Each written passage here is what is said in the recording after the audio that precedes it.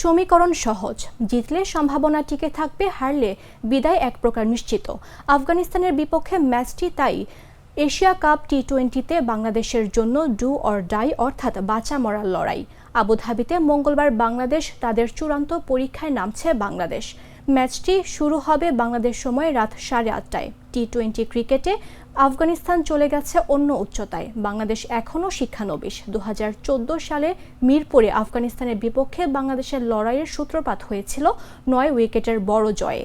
সেই দলের বিপক্ষেই এখন আন্ডারডগ টাইগাররা। মুখোমুখি লড়াইয়ে 12 ম্যাচের 7টিতেই জিতেছে আফগানিস্তান। এর মধ্যে গেল বছর জুনে কিংসটাউনে আফগানিস্তানের কাছে হেরে টি-20 বিশ্বকাপ থেকে বিদায় নেয়ার তিক্ত স্মৃতিও আছে।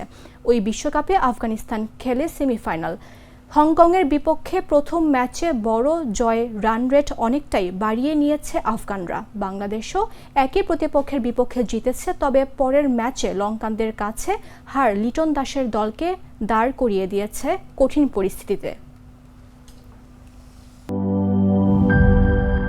বাড়ির প্রয়োজনে গভীর থেকে পানি আনে,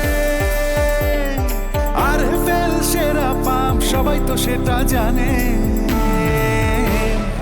অন করলেই পানির তুফান, আর ফেল পাম্প ঝামেলার অবসান।